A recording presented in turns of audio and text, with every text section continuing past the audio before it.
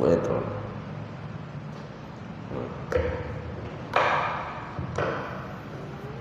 Alhamdulillah. Alhamdulillahilladzi bi ni'matihi tatimmatus shalihat. Wa usalli wa usallim ala sayyidis sadat nabiyyina wa habibina wa syafi'ina wa qurrati a'yunina wa maulana Muhammad sallallahu alaihi wasallam ila yaumil mi'ad. Subhanaka la ilma lana illa ma 'allamtana innaka antal alimul hakim. Rabbi yassir wa la tu'assir ya Rabbi tammim bi khair. Puja dan puji syukur kepada Allah. Alhamdulillah, di waktu yang mulia ini Allah izinkan kita bisa duduk di rumah Allah melaksanakan salat fardu zuhur secara berjamaah. Mudah-mudahan yang kita lakukan hari ini diterima oleh Allah Subhanahu wa taala dan diberi pahala dengan pahala yang berlipat ganda. Amin ya rabbal alamin. Salawat dan salam kepada Nabi yang agung, Nabi yang mulia, Sayyidina Rasulullah Muhammad sallallahu alaihi wasallam. Allahumma salli wa sallim wa barik ala Sayyidina wa maulana Muhammadin wa ala alihi wa sahbihi ajma'in. Salawatu Rabbi wa salamuhu alaika ya Sayyidi wa ya Habibi ya Rasulullah. Bapak Ibu hadirin yang dirahmati Allah, kesempatan kali ini kita kupas satu buah hadis dari hadis Rasulullah sallallahu alaihi wasallam, yang hadis ini dirawikan oleh Imam At-Tabrani di dalam Mu'jam Awsat. Imam Tabrani ini imam hadis yang pertama kali menulis kitab ensiklopedi Mu'jam. Mu'jam itu ensiklopedi Islam. Pertama kali yang menulisnya adalah Imam At-Tabrani. Beliau punya 3 ensiklopedi. Ada namanya Mu'jam Sughra, Mu'jam Awsat dan Mu'jam Kubra. Hadis yang akan kita baca ini di dalam Mu'jam Awsat karangan Imam At-Tabrani. Hadis riwayat Sayyidina Anas bin Malik. Anas bin Malik ini sahabat Nabi, pembantu Nabi. Pembantu Nabi iya, sahabat Nabi iya. Berapa lama Anas bin Malik jadi pembantu Nabi? 10 tahun. Maka kata Sayyidina Anas bin Malik, khadamtun Rasulullah sallallahu alaihi wasallam 10 sinin. Aku menjadi pembantu Nabi selama 10 tahun, kata Anas bin Malik.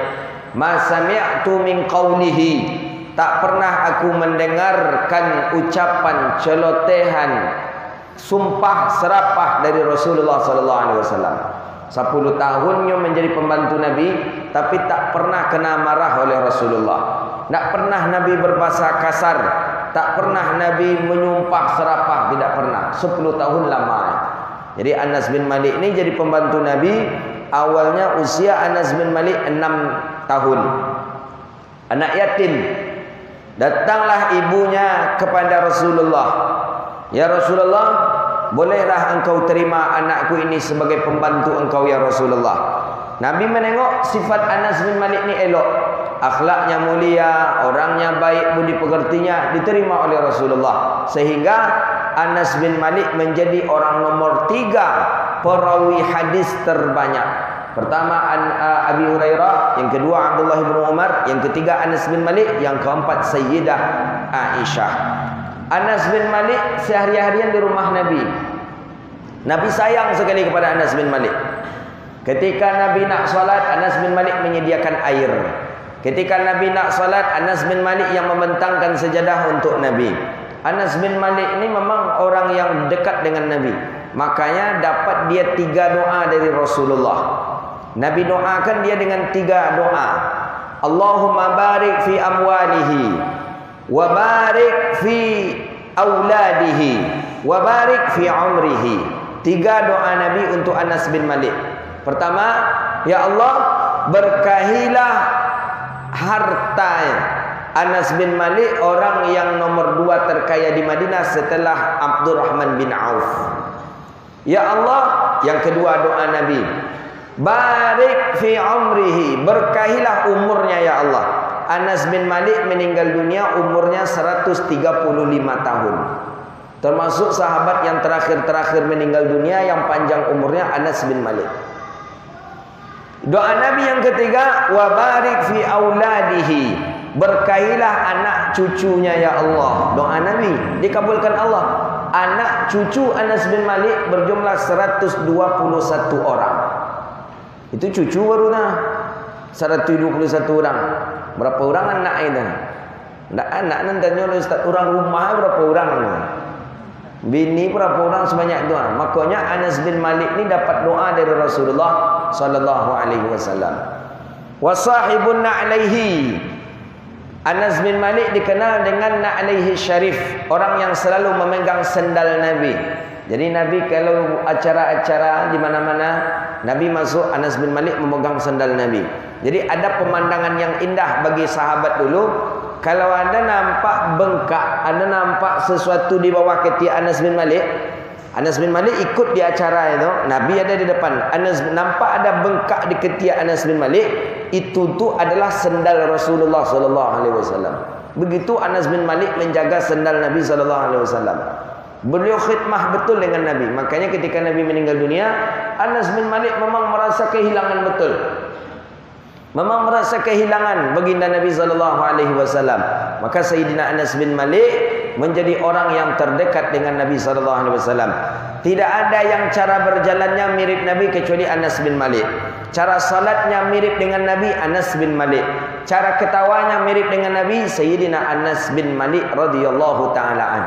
Beliau bermakamkan beliau menetap di Madinah. Itulah sahabat yang bernama Anas bin Malik. Jadi kata Anas bin Malik, aku disuruh Rasulullah menyampaikan pesan ke tempat si fulan. Pergilah Anas bin Malik ke menyampaikan pesan ke rumah si anu. Tiba di jalan, Anas bin Malik bersebut jo ibunya. Ya Unais, kata ibu Anas bin Malik ke Anas, engkau hendak ke mana? Kata Anas bin Malik, aku ke rumah si fulan bu. Untuk apa? Untuk menyampaikan pesan Rasulullah sallallahu alaihi wasallam. Kata ibu, apa pesan Nabi? Nah, ibu agak kepo lah saya tengok pasal gini. Apa kata Rasul? Kata Nabi, tak boleh aku menyampaikan kepada seorang siapapun juga pesan ini. Kata ibu Anas bin Malik, ibunya sadar.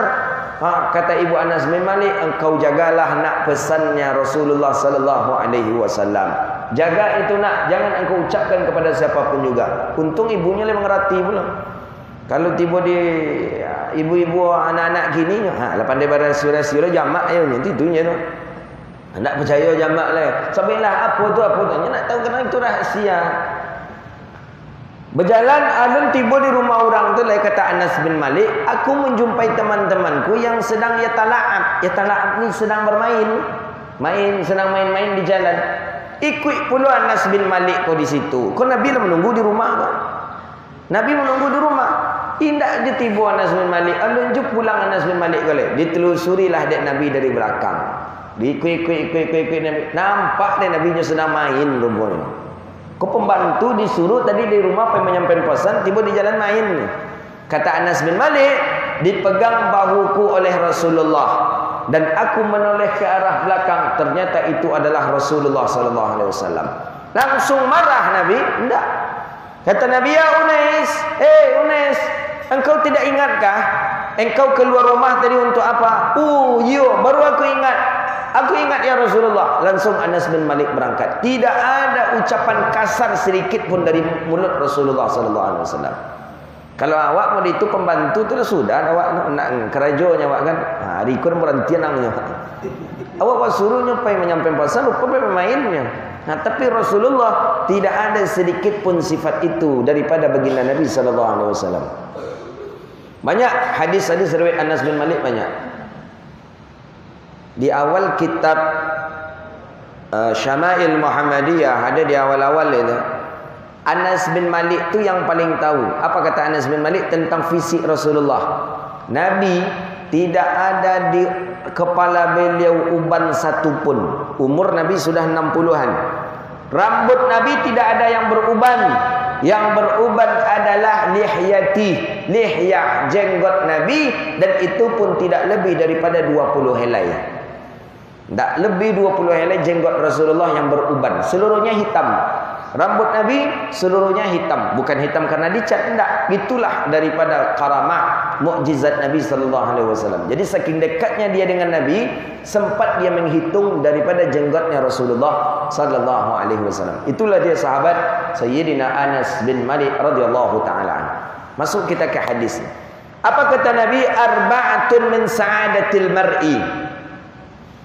Ada 4 tanda seseorang tu sa'adah. Sa'adah bahagia. Arba'atun 4, khamsatun 5, sittatun 6. Arba'atun 4 min sa'adatil mar'i, tanda seseorang itu bahagia. Kalau ada empek kepada awak, berarti awak orang bahagia di dunia, di akhirat. 4 ni. Mana dia? Pertama, maka kalau bahagia kau, tentu orang nampak awak lah bahagia. Dia bahagia, tersiana dekat rumahnya ancak, otonya mewah. Alun tahu lah. Kau dalam kacamata hadis Nabi, dalam kacamata Rasulullah, 4 min sa'adatil mar'i, tanda seseorang tu bahagia. Kalau punya awak empek kau, berarti awak bahagia. Mana dia yang 4? Pertama, ayyakuna zaujatuhu salihah, bahwa adalah pendamping hidupnya orang saleh dan salehah. Dapat bini-bini salehah, dapat suami-suami orang yang saleh, berarti awak tanda orang bahagia. Punya bini-bini salehah, punya laki-laki saleh, tanda kita orang bahagia. Definisi salehah ni macam mana Ustaz? Nabi mengatakan isteri salehah. Yang salehah itu seperti apa?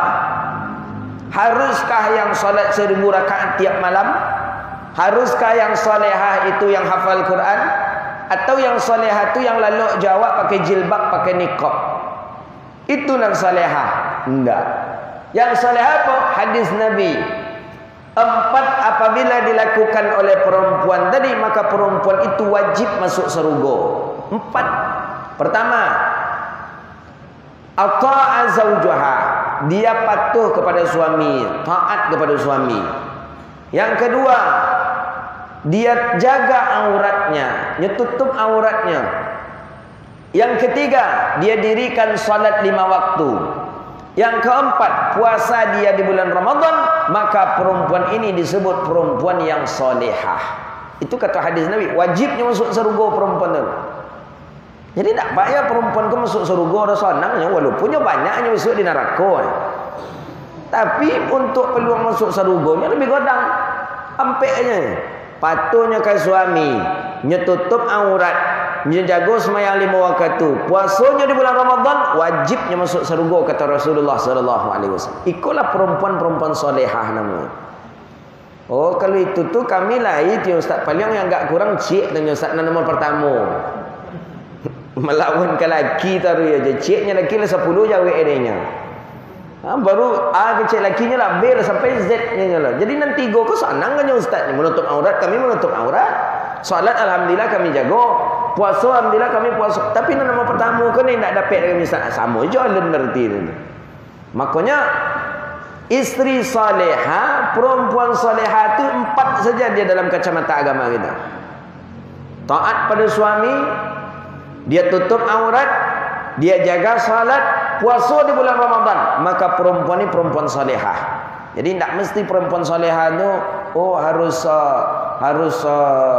berjilbabnya lalu je lakinya, itu enggak, itu caleha namun. Atau harus puasa Senin Khamis, atau harus tahajud 1 rakaat dalam tiap malam, tidak harus seperti itu. Ampek tajanya. Patuhnya ke lakinya, dia jaga auratnya, dia dirikan salat 5 waktu, kemudian puasanya bulan Ramadan, maka sang istri ini disebut istri salihah. Jadi yang pertama kata Rasulullah, min sa'adatil mar'i, daripada tanda seseorang itu bahagia di dunia dan di akhirat, dia memiliki pendamping hidup yang saleh dan salihah. Mudah-mudahan Allah karuniakan kita pendamping hidup saleh-salihah. Amin. Yang kedua, waladul abrar ay muti', memiliki anak-anak yang mau mengikut. Muti' ay abrar, a kecil ayahnya, a pula kecil anak.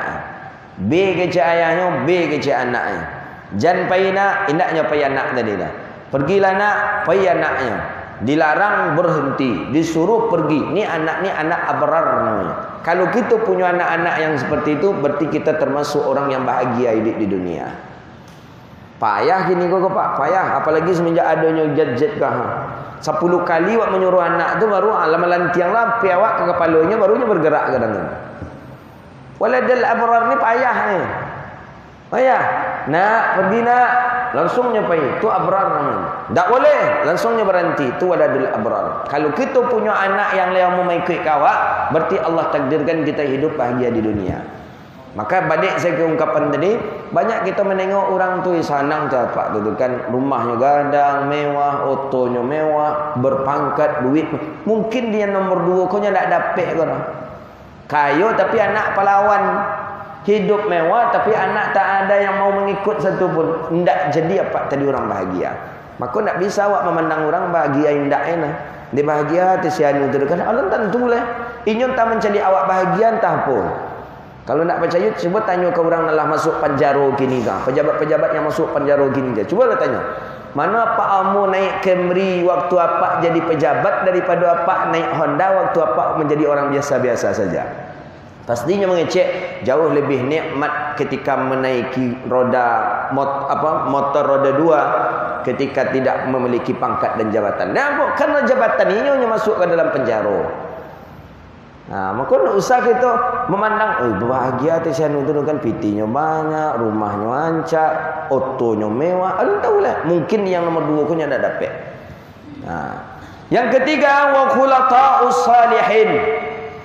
Lingkungan yang baik, punya tetangga-tetangga yang elok, tetangga-tetangga yang baik, berarti awak termasuk orang yang bahagia. Siapa tetangga-tetangga yang elok? Tetangga yang mengucapkan bela sungkawa kepada kita ketika terjadinya musibah. Awak dapat musibahnya nasihati awak. Awak dapat musibahnya hibur awak. Ketika kita butuh bantuan, dia datang membantu kita. Aku namanya khulatha'us salihin namanya. Kalau ada laki ni kau tempat tinggal awak, lain lingkungan-lingkungan yang peduli. Ketika awak dapat musibahnya janguknya kita. Ketika kita butuh bantuan dibantu kita. Berarti awak lepas tinggal situ. Tu rumah tangga di situ itulah lingkungan-lingkungan yang elok. Ada bagi lingkungan-lingkungan yang memang tidak ada baiknya dah. Berkata orang India hamrahang-hamrahengnya. Inya punya inya, awak punya awak pula. Tak ada kenal sama sekali. Tak ada sapa sama sekali. Tak kenal di antara mereka. Berarti rumah tangga lingkungan kita bukan lingkungan orang-orang yang baik. Tahun yang lalu kalau tak salah, 2 tahun yang lalu pernah terjadi di kita di Pekanbaru ni di daerah mana Kulim kalau tak salah saya. Bertetangga, ni tetangga, yang satu ni tetangga. Ini tak pernah saling berjumpa ni, tak pernah. Padahal bertetangga bertahun. Paling bersoboknya sekilih-sekilih aja ni. Pergi kerja lah tetangga kau. Anak pergi sekolah, ini pergi kerja. Nanti pulang jam 5 sore. Macam tu tiap hari. Jadi suatu ketika jam 11 menjelang zuhur, datanglah orang ke rumah itu. Membawa mobil pick up datang ke rumah. Membuka rumah, nyebuka rumah, keluarkan lemari, nyangkek lemari apa kulkas, diangkeknya TV, diangkek meja. Jadi kosongan rumah tadi dibuat di auto tadi. Keluarlah orang rumah kau, tetangga kau, keluar rumah. Jadi kecik kau, pindah bu, keciknya pindah pak. Kemudian suami isteri pula orang berdua, pindah pak, pindah bu. Iya kami pindah mana? Pindah ke Panam. Dari Kulim pindah ke Panam. Oh iyalah, iyalah. Mohon maaf selawat kalau ada salah selama kau bu. Yo, iyalah sama-sama. Mohon maaf juga kami, nak kecik orang kau.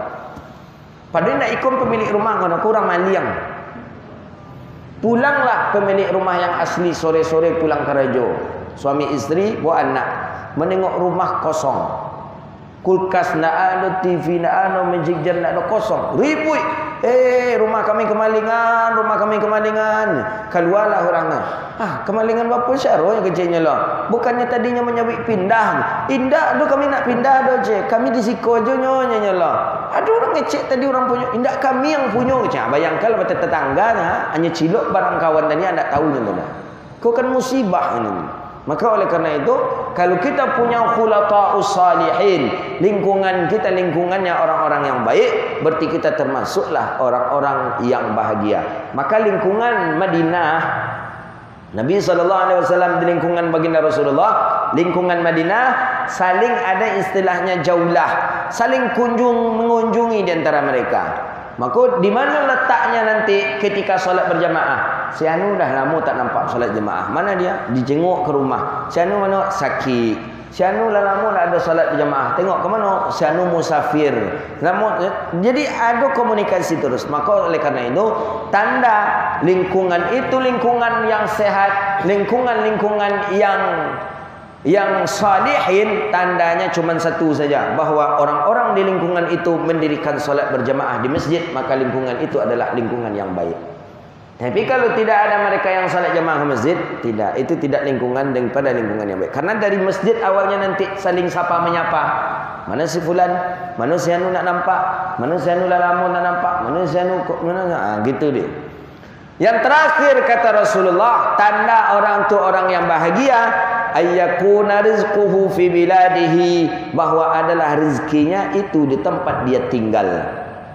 Awak tinggal di Pekanbaru, dan kerja di Pekanbaru, berarti awak termasuk orang yang bahagia. Kita di Pekanbaru tinggal, kebetulan dinas Allah takdirkan di Pekanbaru, atau rezeki kita ada di Pekanbaru, berarti kita termasuk orang yang bahagia. Ada orang yang tinggal di Pekanbaru tapi kerja di Bangkinang, tinggal di Pekanbaru, kerja di Pelalawan, tinggal di Pekanbaru, kerja di Rahil, kerja di Rahul, tinggal Pekanbaru, anak istri tinggal Pekanbaru. Menurut kacamata hadis ini, dia tidak termasuk orang yang bahagia. Itu menurut hadis. Coba tanya kapak tu kalau tak percaya. Macam mana di mana dinas kini? Itulah ustaz awak dinas di Bangkinang, kalau bisa pindah ke kota aku empek ke mana. Tidak bahagia menurut kacamata hadis ini. Betul kata hadis ini. Dan di Nabi SAW lah terbayang dari Rasulullah, kebahagiaan itu tidak akan dia dapati kecuali orang berkumpul dengan keluarga, anak, istri. Anak bini di Pekanbaru, awak kerja di Jakarta. Anak bini di Pekanbaru, kita kerja di Padang. Menurut kacamata hadis Rasulullah ini, orang itu belum disebut orang yang bahagia. Maka kata Nabi, ayyakuna rizquhu fi biladihi, bahwa adalah rezekinya di tempat dia tinggal, maka orang itu tanda orang yang bahagia. Jadi kalau awak lah adun nama rampek kau dah, awak tinggal di Pekanbaru, kerja di Pekanbaru juga, banyak-banyak bersyukur aja lah lagi. Jangan banyak mengeluh juga kita lagi. Itu dia. Maka oleh karena itu, empat inilah kata Rasulullah di dalam Mu'jam Awsat Imam Tabrani, hadis Sayyidina Anas bin Malik, tanda orang itu bahagia empat kata Rasulullah. Pertama, bahwa dia memiliki pendamping yang saleh-salehah. Kedua, memiliki anak yang mau mengikut. Yang ketiga, lingkungan-lingkungan yang elok. Yang keempat, bahwa adalah rezekinya itu di tempat dia tinggal. Itulah kajian kita pada hari ini. Mudah-mudahan bermanfaat dan Allah berkahi kehidupan kita dunia wal akhirah. Amin ya rabbal alamin. Demikian, terima kasih. Wabillahi taufiq wal hidayah wa ridha wal inayah. Wassalamualaikum warahmatullahi wabarakatuh.